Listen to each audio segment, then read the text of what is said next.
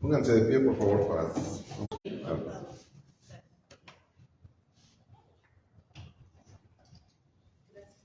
Okay.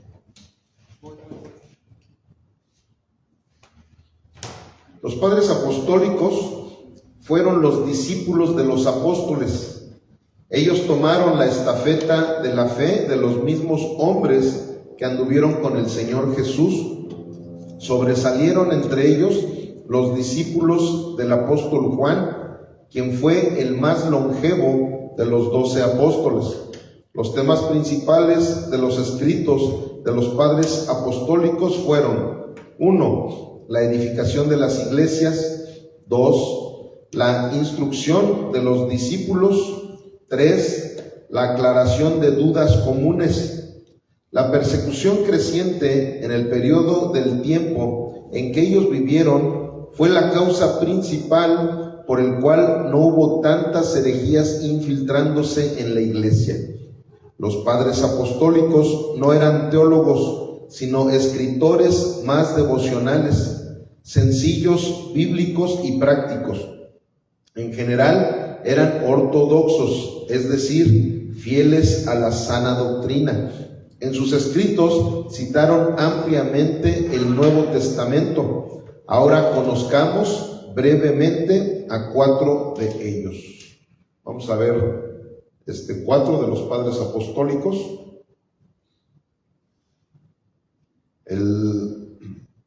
Aquí está el subtítulo que dice principales padres apostólicos. El número 1 es Clemente de Roma, que fue en el año 100 después de Cristo. Vamos a ver la tradición sobre Clemente de Roma. Existen muy pocos detalles históricos sobre la vida de Clemente de Roma. La tradición afirma que nació en Roma aproximadamente en el año 35 después de Cristo y que acompañó al apóstol Pablo en algunos de sus viajes y labores misioneros. Otros le han atribuido la escritura de la epístola a los hebreos. Sin embargo, se tiene poca información sólida al respecto. Por otro lado, existen evidencias que sugieren que Clemente reemplazó al apóstol Pedro o a su sucesor como líder de la naciente iglesia de la ciudad de Roma, Irineo de León, en el año 130 al 202. Lo cita como contemporáneo de los apóstoles y cuenta que él mismo fue testigo de la predicación de Clemente, Eusebio de Cesarea, en el año 265 al 339. El famoso historiador cristiano data su liderazgo en la iglesia de Roma del 92 al 101 después de Cristo e identifica a Clemente de Roma como el mismo Clemente mencionado en Filipenses 4:3. De la misma manera, Eusebio cita la carta de los Corintios de Clemente y dice sobre ella que es una epístola grande y maravillosa y que es leída desde tiempos antiguos hasta nuestros días en las iglesias. A ver, ¿alguien puede leer Filipenses 4:3 si me hace el favor?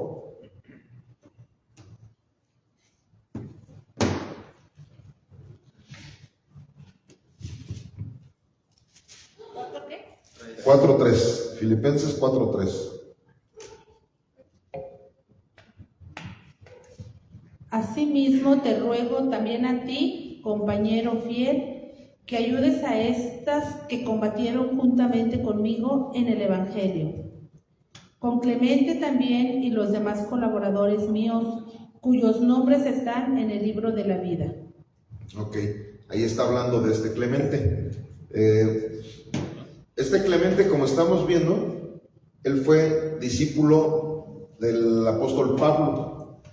Entonces, aquí todos los padres apostólicos, o padres de la iglesia, como también algunos le llaman, son personas que anduvieron ahí, aquí en este caso con Pablo, y los demás pues también anduvieron con los demás apóstoles. Entonces, ¿qué sucede? Que ellos, a final de cuentas, estaban llevando la sana doctrina. O sea, lugares a donde llegaban, estaban llevando todo lo que Jesús les había dejado a los apóstoles, a los fundadores de la iglesia. Pero aquí estamos viendo, Clemente, cómo lo nombra Pablo ahí en Filipenses, y precisamente eso corrobora que es este hombre del que se está hablando. Y algo que tenemos que entender, que la iglesia católica, como ya lo había comentado anteriormente, inició con todos estos padres apostólicos. Entonces, ¿qué sucede? Que la doctrina inicialmente era buena, como ya lo hemos platicado en algunas ocasiones.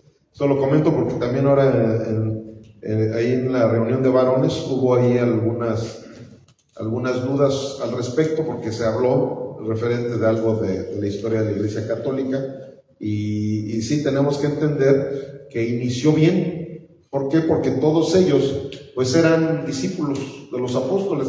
Los que ya empezaron oficialmente con la Iglesia Católica en el año 313 después de Cristo eran discípulos de los padres apostólicos, de Clemente y de todos los que ahorita vamos a ver.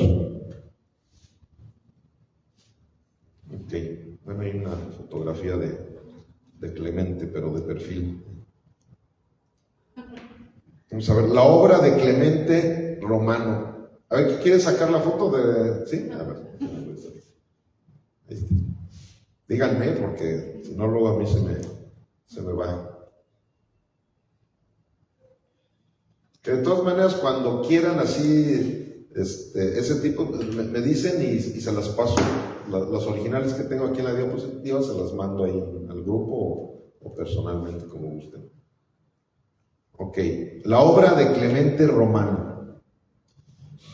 En cuanto a su obra, Clemente de Roma ha sido considerado como el autor de la famosa carta no canónica a la iglesia de Corinto, antes mencionada. Este documento es probablemente el más importante del siglo I que no hizo parte del Nuevo Testamento. La carta fue escrita con el objetivo de resolver una controversia entre los corintios contra los líderes de su iglesia.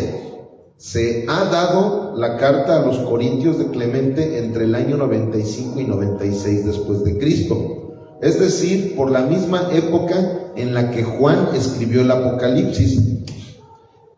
En su carta, al igual que Juan, Clemente apela constantemente al Antiguo Testamento, así como a la literatura judía de su tiempo. Las particularidades de esta carta, al usar tanto la retórica griega como el pensamiento y la tradición judía, hacen pensar que Clemente tenía un trasfondo judío, pero una importante educación helenística también. Por lo tanto, es probable que Clemente fuera un judío, parte de esta abundante comunidad de idioma griego que vivía en Roma y que había abrazado el cristianismo.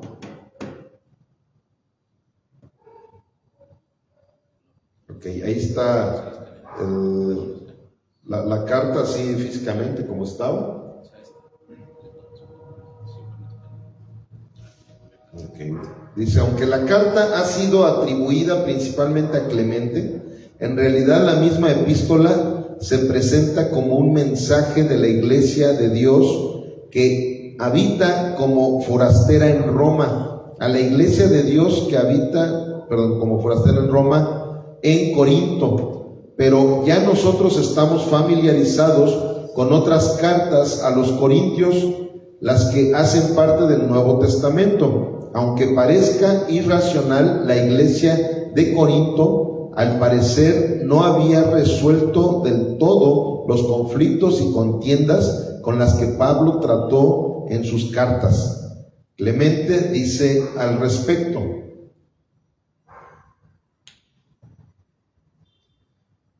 nos referimos, carísimos, a la sedición extraña y ajena a los elegidos de Dios, abominable y sacrílega, que unos cuantos sujetos, gentes arrojadas y arrogantes, han encendido hasta tal punto de insensatez, que vuestro nombre venerado y celebradísimo y digno del amor de todos los hombres ha venido a ser gravemente ultrajado. Esta es la primera epístola de Clemente.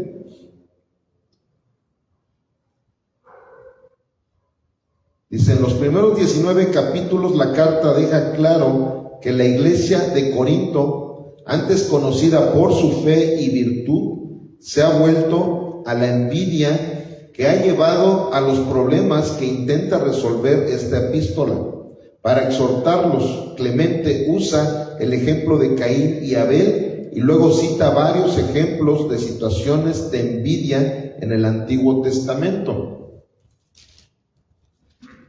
Ya ven, hermanos, cómo la emulación y envidia produjeron un fratricidio a causa de la envidia. Nuestro padre Jacob tuvo que huir de la presencia de su hermano Esaú. La envidia hizo que José fuera perseguido hasta punto de muerte y llegara hasta la esclavitud. La envidia obligó a Moisés a huir de la presencia de Faraón, rey de Egipto. Por la envidia, Aarón, María hubieran de acampar fuera del campamento. La envidia hizo bajar vivos a Hades, a Datán y a Abiram, por haberse rebelado contra el siervo de Dios, Moisés.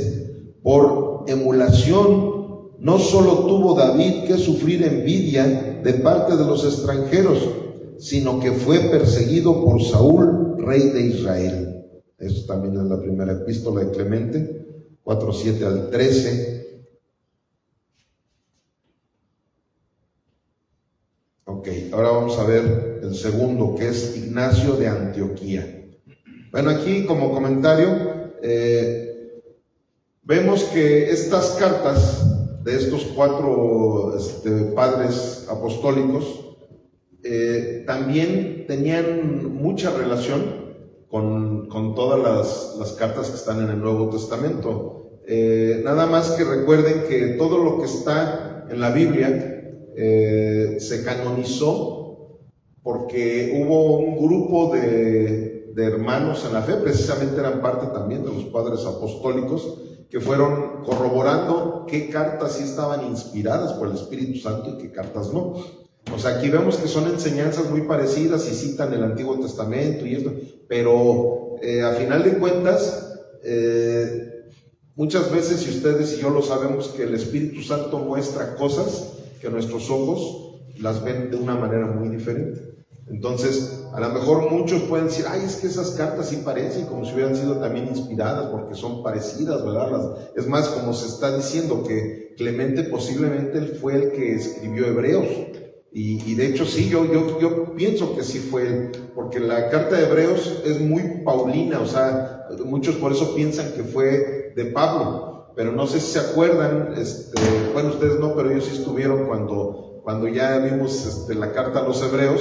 Ahí en la carta a los hebreos escudriñamos ciertas cosas que definitivamente nos dijeron que Pablo no la escribió. Sin embargo, los escritos son bien parecidos a todos los de Pablo. ¿Por qué? Porque Clemente era su discípulo. Entonces yo estoy seguro que fue Clemente el que sí escribió esa carta a los hebreos. Entonces vemos que él era un siervo de Dios y que sí, también tenía cierta inspiración, ¿verdad?, divina por el Espíritu Santo y todo eso. Sin embargo, estas epístolas, porque también hubo primera y segunda epístola, esas epístolas no fueron canonizadas. Esas quedaron nada más así como apócrifos, como libros apócrifos. Pero vemos que sí tenía toda la escuela del apóstol Pablo. Ok, entonces Ignacio de Antioquía. Ahí está la foto de Ignacio.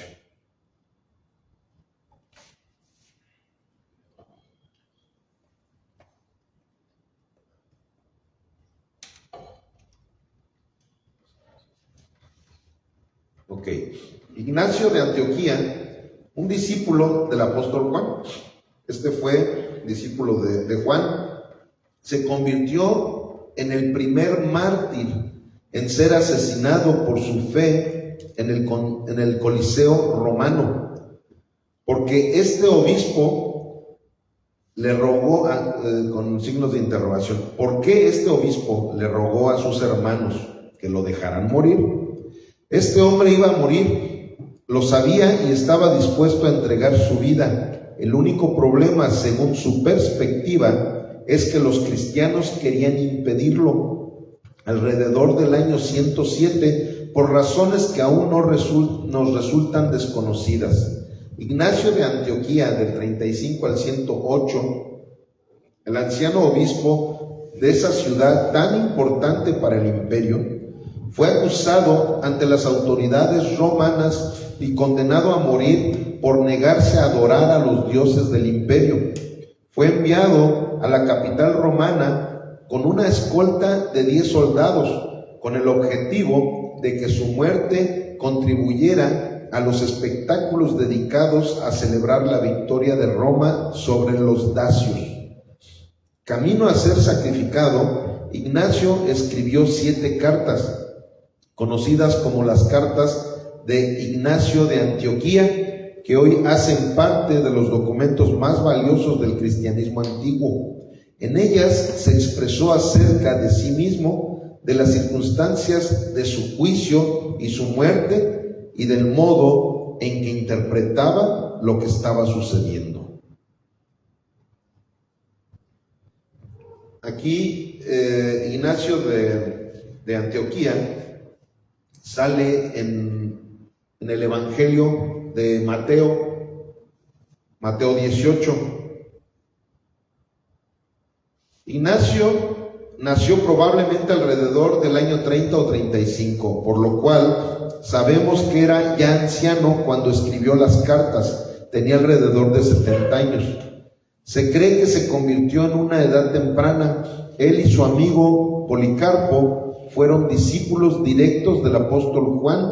El historiador Eusebio dijo que el propio apóstol Pedro dejó instrucciones para que Ignacio dirigiera la iglesia en Antioquía.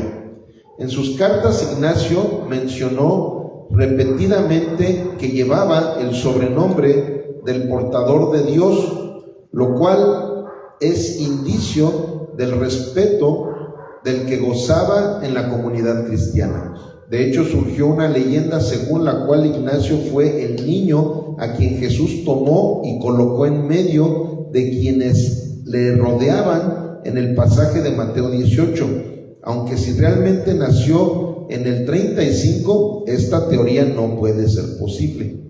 Pero más allá de la leyenda, lo que sí sabemos con certeza es que a principios del siglo II, Ignacio gozaba de gran autoridad en toda la iglesia cristiana, pues era el segundo obispo de una de las más antiguas e influyentes comunidades cristianas. Se trataba de la iglesia de Antioquía, la misma desde que Pablo y Bernabé emprendieron sus viajes misioneros. Entonces eso de que era el niño de ahí pues fue nada más pura leyenda. Sí, como dicen, si nació en el 30 o 35 después de Cristo, pues eso no pudo haber sido. O a menos que sí realmente la fecha de su nacimiento sea el que no es el verídico. Arrestado para el sacrificio. Muy poco sabemos acerca del arresto de Ignacio, de quienes le acusaron o de su juicio. La información que ha llegado hasta nosotros es lo que el propio Ignacio dijo o dio a entender en sus cartas. Parece que en la iglesia de Antioquía existían diversas facciones, algunas de las cuales habían llevado sus doctrinas a extremos tales que provocaron la vehemente oposición del anciano obispo. Puede que su acusación ante los tribunales haya resultado de esas controversias. Otras posibilidades es que algún pagano, en vista de la admiración que recibía el viejo obispo, haya decidido llevarle ante los tribunales. En todo caso, por una u otra razón, Ignacio fue detenido, juzgado y condenado al morir en Roma. En su camino hacia Roma, Ignacio y los soldados que lo cuestionaban pasaron por Asia Menor. ¿Perdón? Lo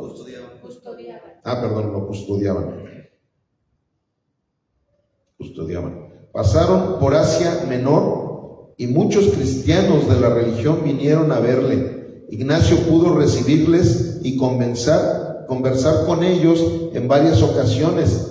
Tenía además un escribano, también creyente, que redactaba las cartas que le dictaba. Ahora, ¿cómo es que un preso que iba a ser condenado a muerte podía tener un escribano y reunirse con hermanos en la fe mientras iba a ser asesinado?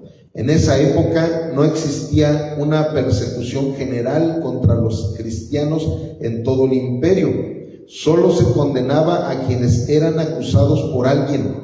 Por lo tanto, todas estas personas procedentes de diversas iglesias podían visitar casi sin restricciones a quien había sido condenado a morir por el mismo delito que ellos practicaban. Ok. Cualquier pregunta o algo, interrúmpanme. O sea, ahí si ustedes ven que yo me estoy yendo de corridito, pero tienen alguna pregunta, díganme, no importa que interrumpan.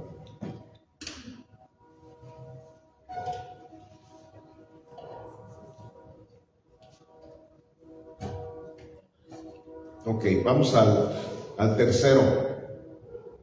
Es Policarpo de Esmirna, del 70 al 155 después de Cristo. Ahí está, miren, don Poli. Él fue también discípulo del apóstol Juan. Y es que como Juan vivió más años que todos los apóstoles, pues lógico que él tuvo más oportunidad de estar levantando discípulos. Policarpo nació probablemente hacia el año 69 después de Cristo.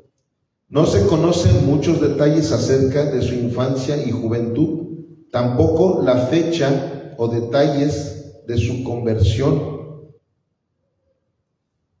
Posteriormente, tanto Irineo, del 130 al 202, que en su juventud lo escuchó hablar, y Tertuliano, del 160 al 220, registraron que Policarpo había sido un discípulo de Juan el apóstol. Jerónimo, del 342 al 420, escribió que Policarpo fue un discípulo de Juan y que el mismo Juan le había ordenado líder de la iglesia de Esmirna. En sus últimos años, Policarpo trató de resolver disputas sobre la fecha para celebrar la Pascua y se enfrentó a uno de los herejes más problemáticos de la iglesia, Marción, del 85 al 160, a quien llamaba el primogénito de Satanás. Policarpo también fue responsable de traer al cristianismo a muchos agnósticos. Su único escrito existe, una carta pastoral a la iglesia de Filipos, muestra que tenía poca educación formal, que era modesto, humilde y directo.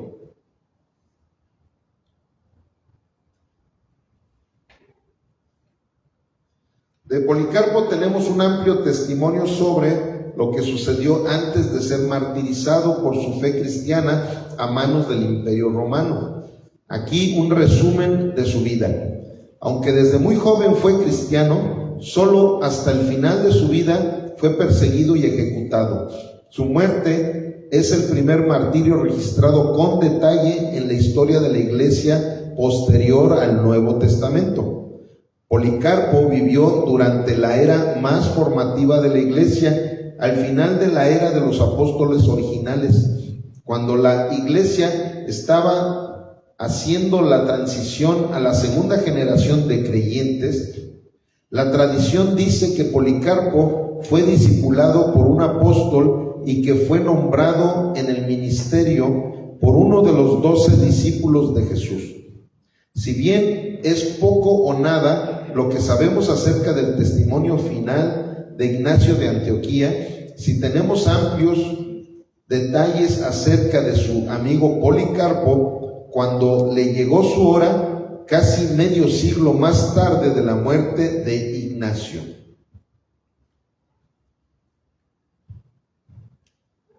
Confrontación con Roma.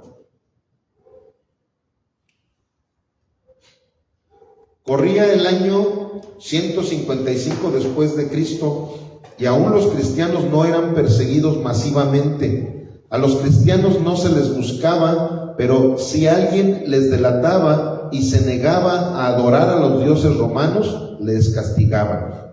Policarpo ejercía su ministerio en Esmirna cuando un grupo de cristianos de la ciudad fue acusado y condenado por los tribunales. Antes de ser asesinados, se les aplicaron los más dolorosos castigos, pero ninguno de ellos negó su fe, pues descansando en la gracia de Cristo, tenían en menos los dolores del mundo.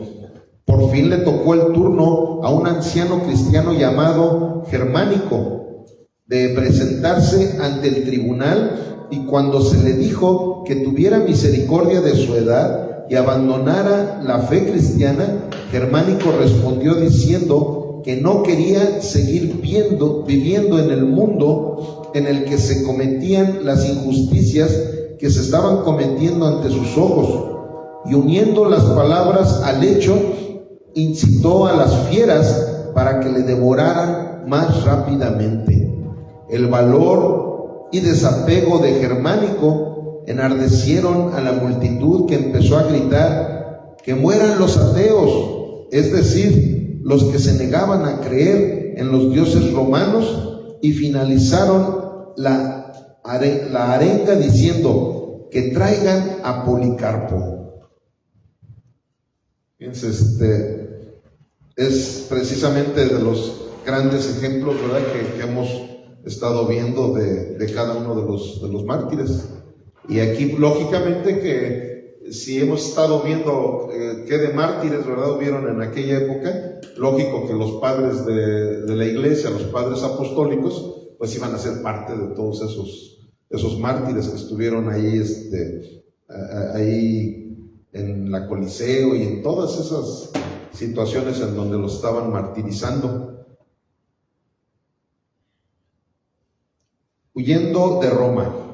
Cuando Policarpo supo que se le buscaba, y ante la insistencia de los miembros de su iglesia, salió de la ciudad y se refugió en una finca en las cercanías. A los pocos días, cuando los que le buscaban estaban a punto de dar con él, huyó a otro lugar. Pero cuando supo que uno de los que habían quedado atrás, al ser torturado, había dicho dónde se escondía él, el anciano Policarpo decidió dejar de huir y resistir las consecuencias. Cuando Policarpo escuchó que los funcionarios romanos venían a arrestarlo, quiso esperarlos en casa, pero mientras estaba allí en oración, recibió algún tipo de visión. Lo que sea que viera o escuchara, no lo sabemos, simplemente informó a sus amigos que ahora entendía. Debía ir a la hoguera.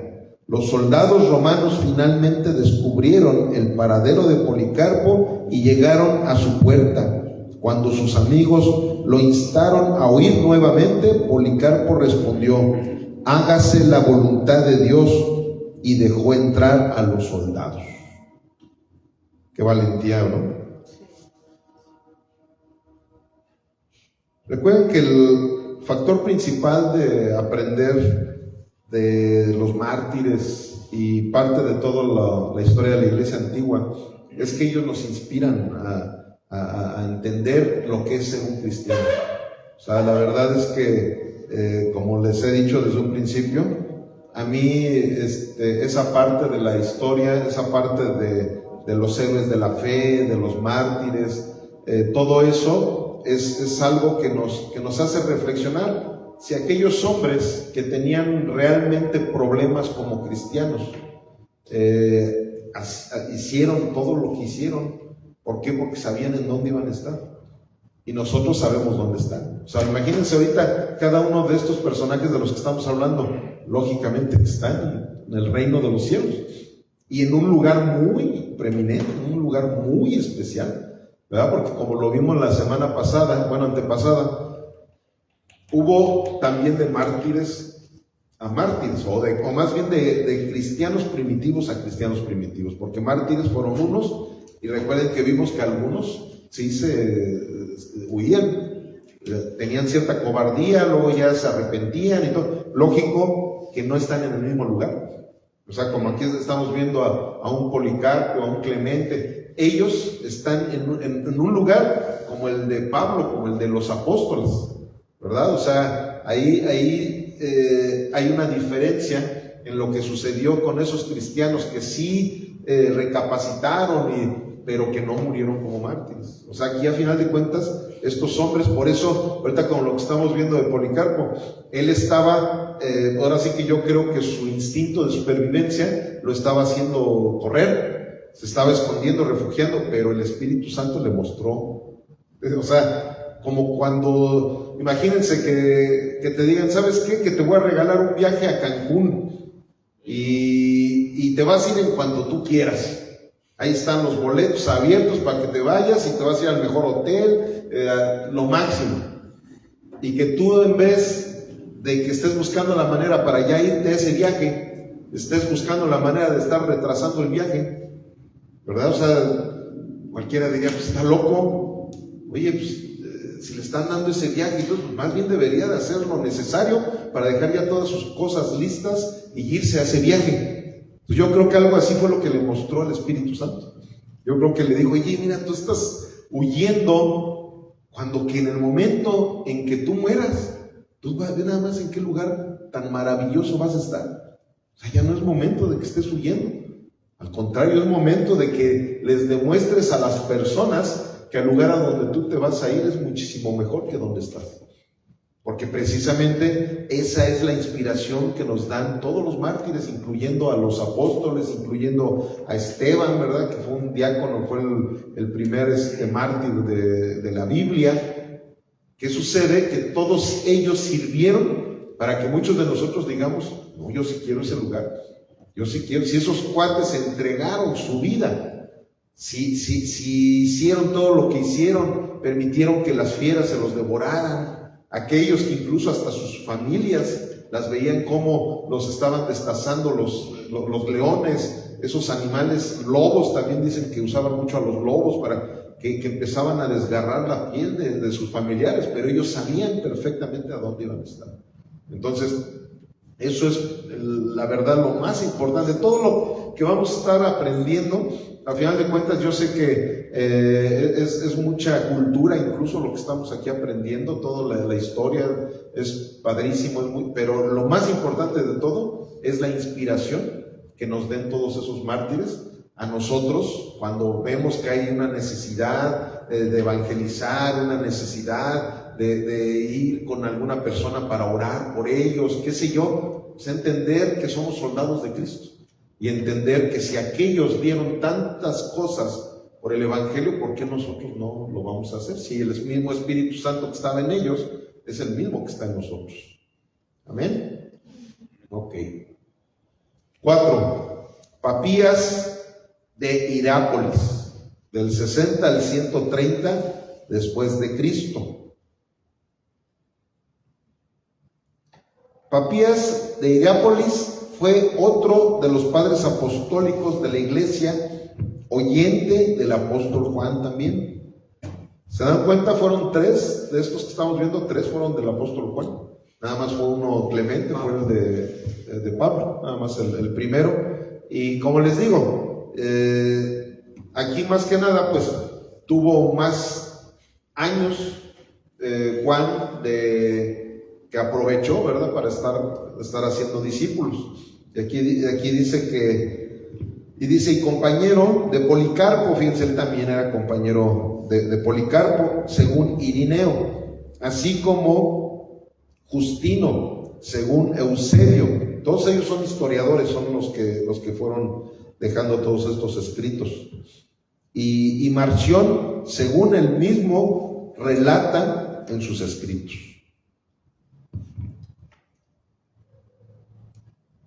Ok, la vida de Papías. Papías fue obispo de Hierápolis, Frigia, Asia Menor, y uno de los presbíteros asiáticos de los que habla Irineo, aunque la crónica pascual cuenta que Papías padeció el martirio en Pérgamo, posiblemente el cronista confunde el nombre de Papías con el de Papilo, cuyos martirios menciona Eusebio, historiador eclesiástico del siglo IV, 1548. También Focio le llama mártir, aunque el resto de antiguos nada dicen de su martirio.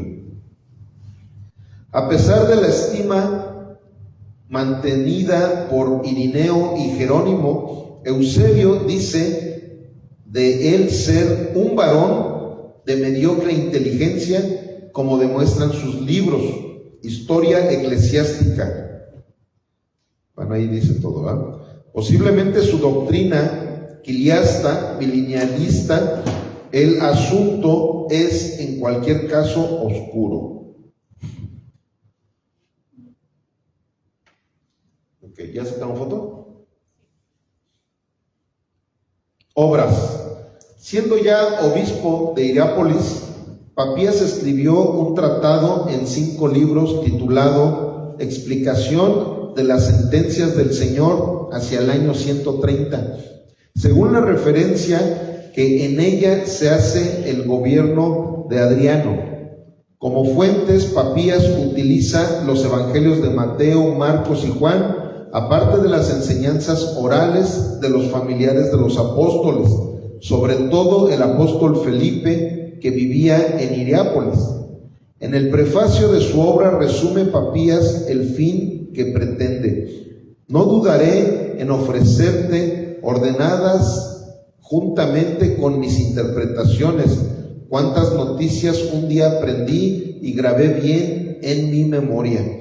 Eusebio, Historia Eclesiástica 3, en el resto de la obra Papías no solo explica el sentido de la palabra de Cristo y vuelve a narrar los relatos de su vida, sino que añade otras que por lo visto se transmitían de forma oral.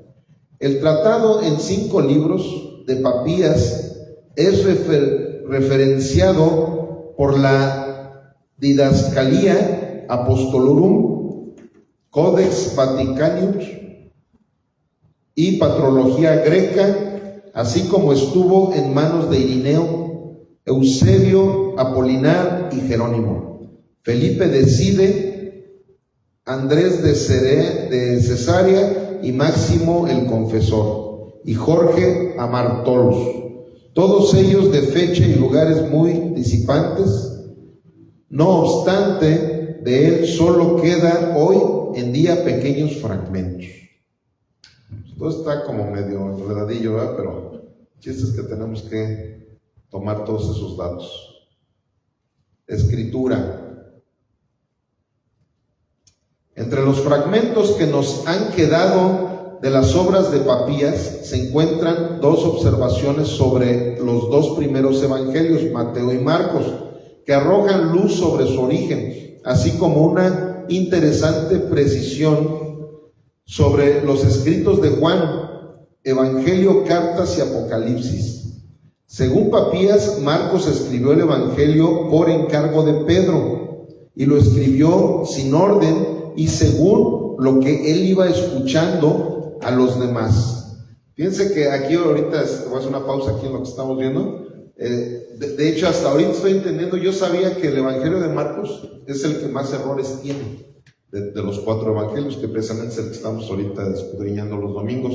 Y ahorita estoy viendo de dónde fue donde salió precisamente esa información.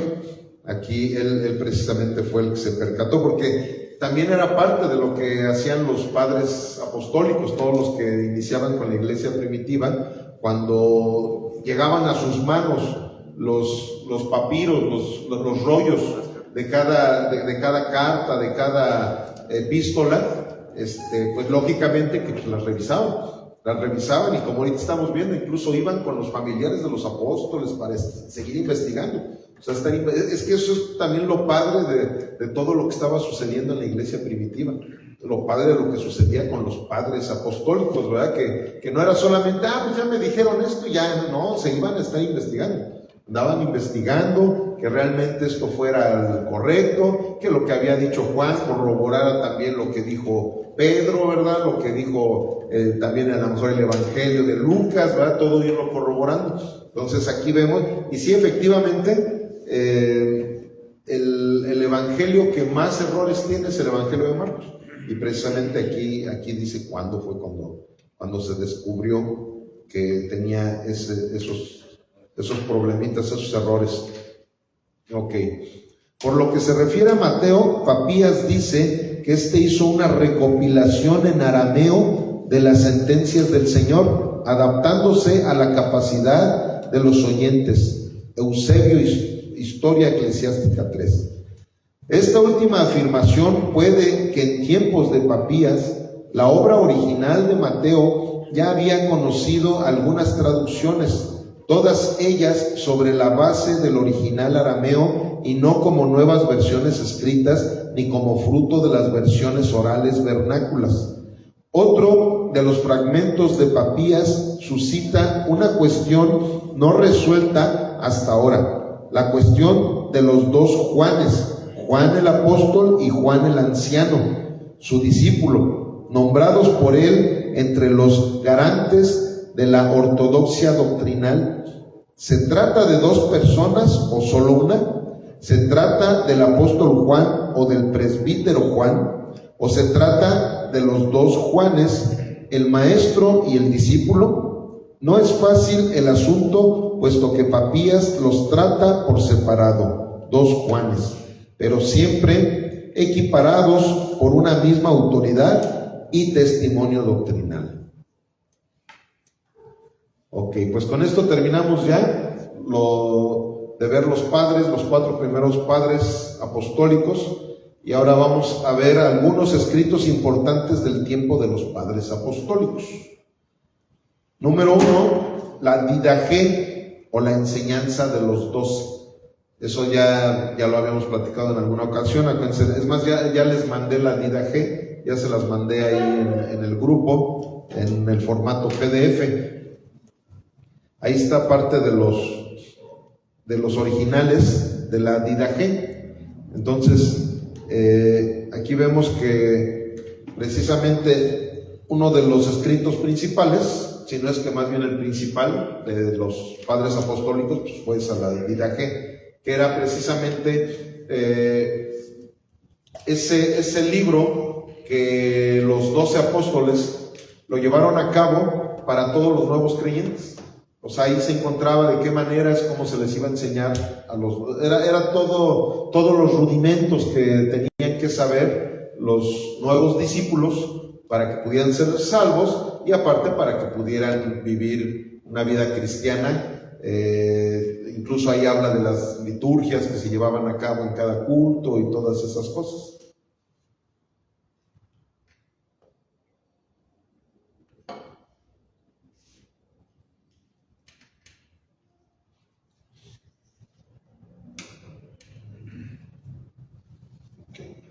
La Didaché, que significa enseñanza, es el nombre corto de un manual cristiano, compilado muy probablemente en la segunda mitad del primer siglo. El título completo es La enseñanza de los 12 apóstoles.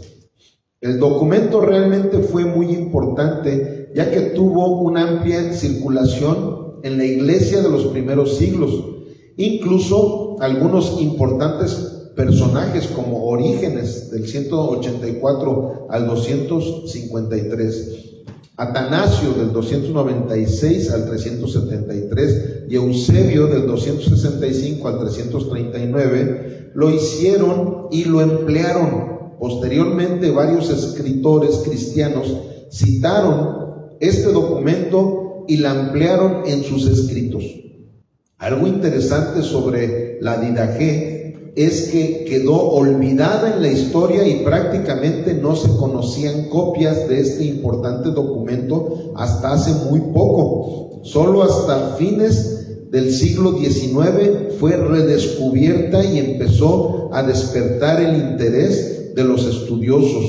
Posteriormente, siguiendo varias pistas, después de su descubrimiento, los eruditos han encontrado versiones y fragmentos de la Didaché en versión copta, siriaca, georgiana, latina y árabe. Lo anterior resulta interesante, ya que demuestra que el documento era muy popular y ampliamente aceptado por la Iglesia de los primeros siglos. Sin embargo, no se sabe mucho ni de su origen ni de su autor. Debido a sus formas y a las copias que se han conservado, algunos han concluido que proviene de la región que hoy conocemos como Siria o de alguna región cercana. Por otro lado, la Didaché se empezó a citar desde una fecha muy temprana, lo que representa una prueba muy fuerte de su antigüedad.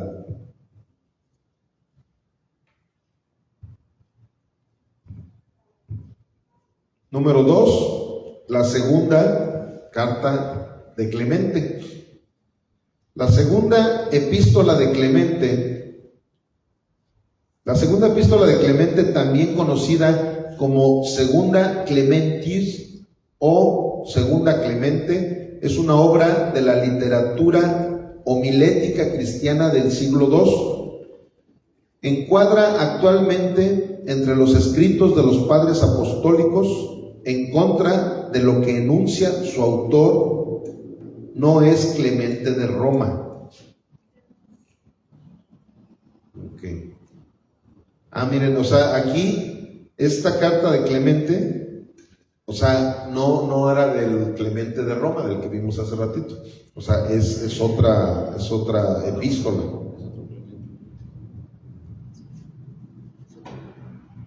Ok, ahora sigue la epístola de Bernabé. ¿Se acuerdan de Bernabé? También era discípulo de Pablo. La epístola de Bernabé es un tratado cristiano de 21 capítulos, escrito en griego con algunas características de epístola.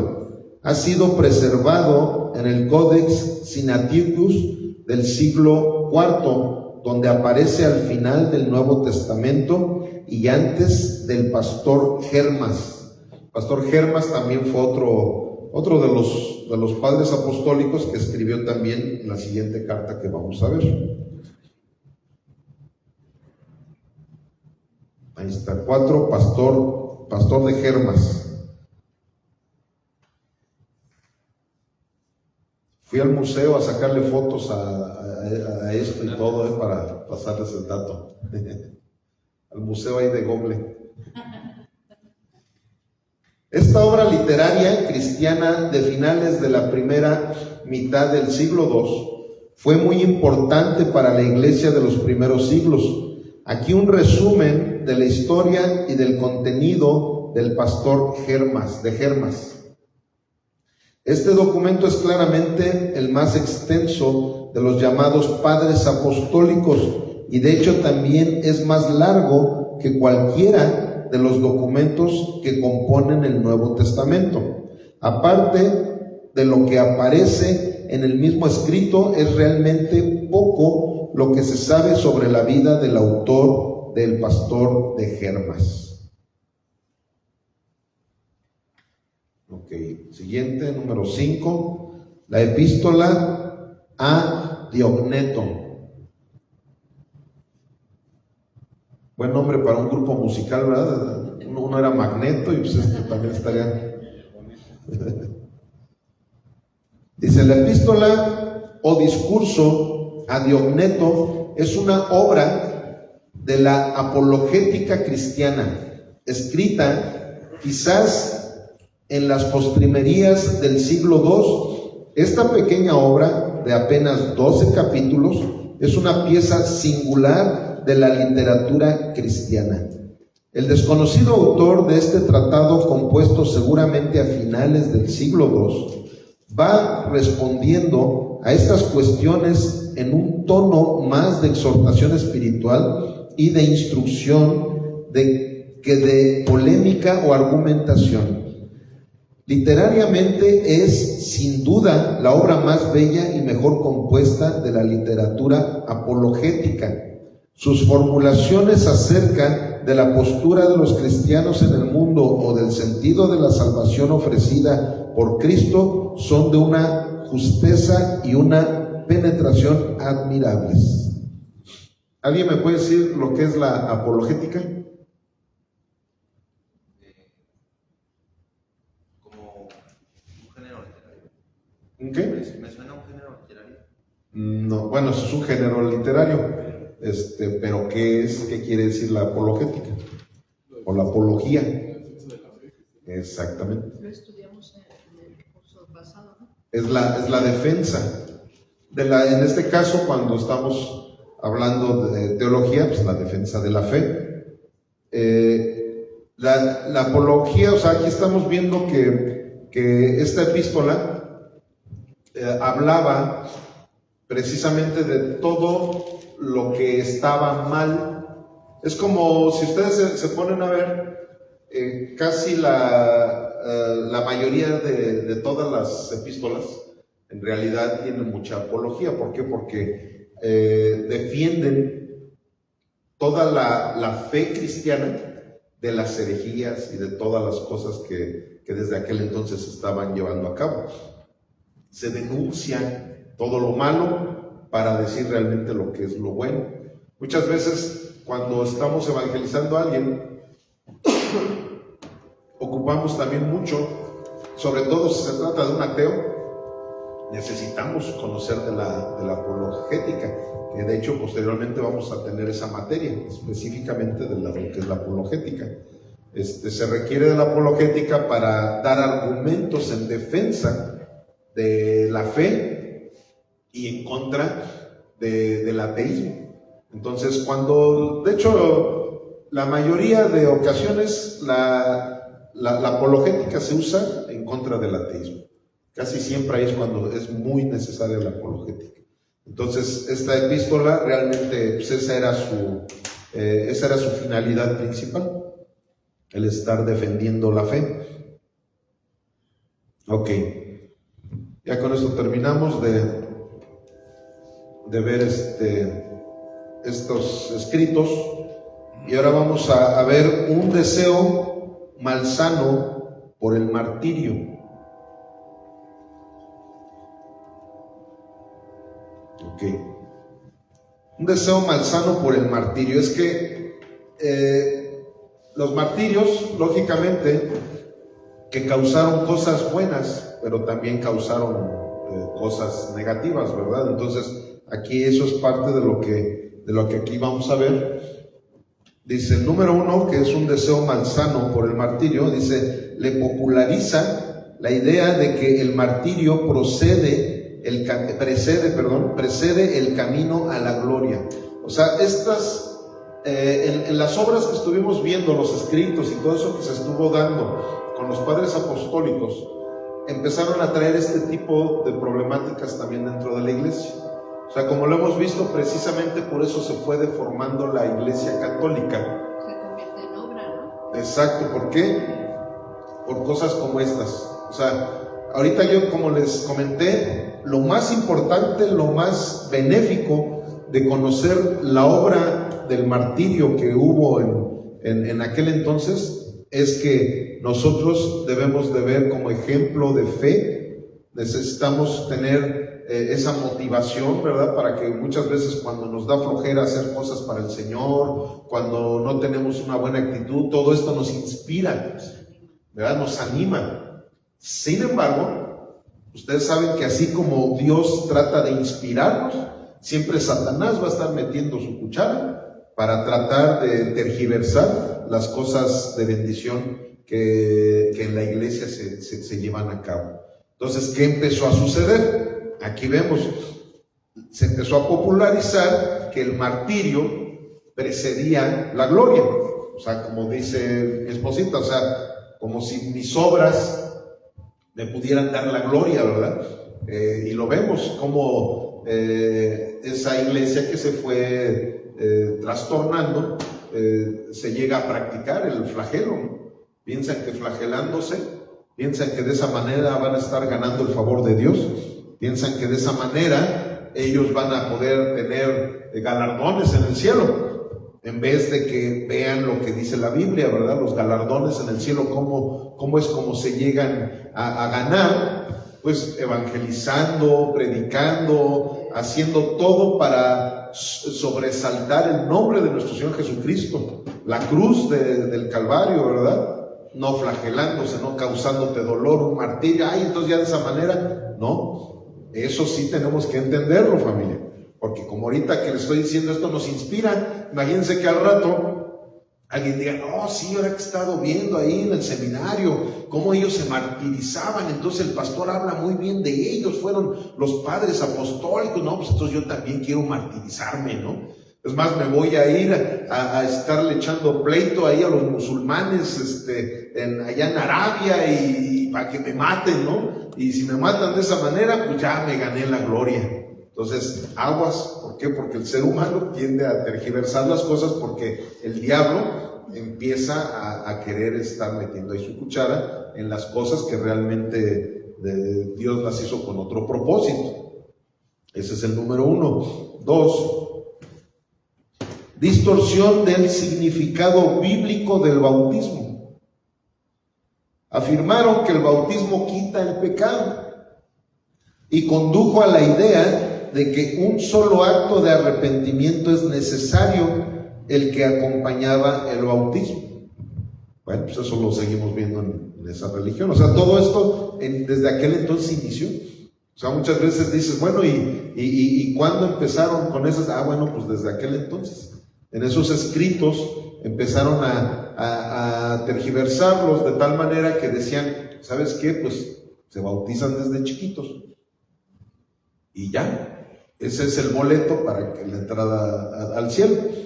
Y el bautismo es una obra.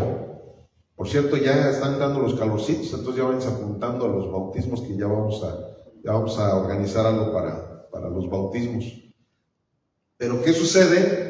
El bautismo sabemos perfectamente que es un resultado de que ya somos salvos, no para ser salvos.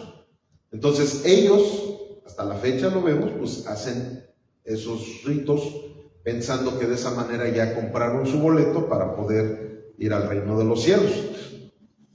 Número 3, énfasis equivocado en las buenas obras. Ya lo vimos también, que es parte de lo que era el sinergismo, ¿verdad? Era parte de lo que era el sinergismo, eso lo vimos la semana antepasada. Las buenas obras comenzaron a ser consideradas meritorias del favor divino. Y así es, o sea, de hecho ellos tienen la doctrina, la enseñanza de que para que tú seas salvo es por la gracia de Jesucristo más tus obras. Y luego aparte todavía le añaden tus obras que van a cumplir con los sacramentos, con la tradición de la iglesia, con los escritos de no sé qué y no sé qué tanto. Entonces ahí ese es un problema que empezó desde aquel entonces, pensando que las buenas obras te iban a dar el favor divino.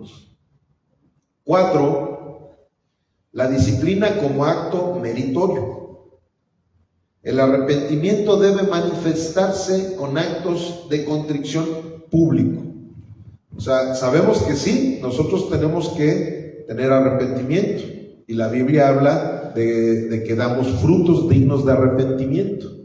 Pero eso es una cuestión ya entre Dios y nosotros. Entonces ellos tenían, para que alguien realmente fuera salvo, tenía que ser un hipócrita, ¿verdad? Porque sabes que no se le puede llamar de otra manera. Mostrarle a toda la gente casi mira, cómo ya me porto bien, mira cómo ya no tomo, mira cómo ya no fumo, mira, o sea, públicamente tenían que estar fanfarroneando las buenas obras que ellos ya estaban haciendo, para que de esa manera ellos pudieran sentirse ya salvos.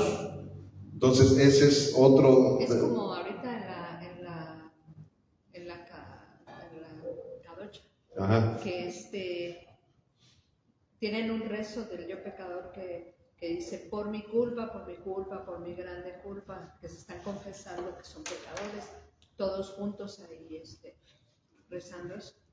Así es. Sí, o sea, que todo sea público, y si no, entonces no es salva esa persona, porque no ha dado muestras públicas de su conversión. Y 5, y último, un uso excesivo del método alegórico para interpretar las escrituras. Y eso no solamente se ve en la Iglesia Católica. Desgraciadamente, yo veo ahora más ese exceso alegórico en la Iglesia neopentecostal. ¿Qué es ese exceso del método alegórico en la interpretación de la palabra? Ya en hermenéutica lo vimos, pero bueno, pues ahorita ya estamos en la historia de la Iglesia. Esas personas que leen la Biblia y a todo empiezan a alegorizarle a su conveniencia. O sea, en vez de que todo el texto que se está exponiendo lo prediquen tal cual fue el propósito para el cual fue escrito, no. Ellos le dan su propia interpretación alegórica. O sea, ¿qué ejemplo podría yo poner? A lo mejor que... ¿La numerología? ¿Numerología? De que el 6 significa algo y el 7... Exacto. Ese es muy buen ejemplo. La numerología, o sea, aunque es una ciencia teológica que es buena, pero hay gente que la numerología la empiezan a utilizar no para tener el dato, no para tener el acorde de lo que las fechas de la Biblia te quieren decir, sino más bien como para, mira, es que aquí, vean, les voy a leer Juan 6:66. Imagínense, como es Juan 6:66, ahí tienen los 3 números de la bestia, ¿verdad? El 666. Es más, fíjense, Juan 6:66, si mal no recuerdo, es cuando Jesús les voltea con sus discípulos y les dice, ustedes me siguen nada más porque les doy de comer. Y en Juan 6:66 dice que todos se dieron la vuelta y se fueron y ya no lo seguían más. Entonces, si yo quisiera alegóricamente predicar sobre eso, decir, es que miren, ahí está el número de Satanás. Entonces, esto quiere decir, cada que nosotros queramos reprender al diablo, vamos a leer el Juan 6:66, y no sé, o sea, empieza uno, o hay algunos, ¿cómo dicen? Desde entonces muchos de sus discípulos volvieron atrás y ya no andaban con él. Eso es lo que dije. No dijiste Mesías. No, sí, por eso, pero esa es la parte donde dice, y desde entonces ya muchos volvieron atrás y ya no lo siguieron. 6:66. Entonces, peor tantito, hay algunos que llegan y se presentan delante de la gente, y yo sé que a lo mejor en algún momento lo han llegado a ver. Dice, miren, yo les traía una prédica, pero ya el Señor ya me la cambió. Ya, o sea, el tema que yo les traía, no, ese ya el Señor me lo cambió. Ya ahorita ya me reveló aquí lo que les tengo yo a ustedes que predicar, y me olvido de lo que había yo preparado. Y eso, por principio de cuentas, cuando la gente lo hace, es porque más bien no se preparó. Entonces, sí, cuando dicen ese tipo de cosas, es porque a lo mejor va a empezar él a divagar en su prédica, y pues para que la gente diga, es que él está en el Espíritu, y no, sí, o sea, si estamos viendo que divaga, ¿verdad? Y que no está citando la Biblia, y que, es que pues, él está alegorizando lo que el Espíritu Santo en ese momento le está diciendo. O ¿Explico? Entonces, hay muchas maneras de alegorizar. Eso lo estaban haciendo desde aquel entonces, pero desgraciadamente eso ahora se ve más, porque por lo menos en esa religión pues ya tienen sus liturgias, y es más, lo que se predica en una iglesia aquí en México también se está predicando en todo el mundo, ¿no? Porque ahí no es de lo que el predicador quiera, sino que se les mandan desde el Vaticano lo que se tiene que estar predicando. Entonces, ¿qué sucede? Que ese tipo de problemáticas empezó desde aquel entonces, pero ahorita también prosigue, incluso ya en la iglesia evangélica, que es uno de los problemas creo que más graves que tiene ahorita la iglesia evangélica. El que estén alegorizando donde no deben de alegorizar para nada. ¿Por qué? Porque si Dios dejó escrito algo es porque así quiere que nosotros lo enseñemos. Y ya con esto terminamos. Nos terminamos el día de hoy. Ya no traigo aquí el dato de lo que vamos a ver la semana próxima, pero nos va a ser sorpresa. Ok, entonces vamos a continuar con la oración.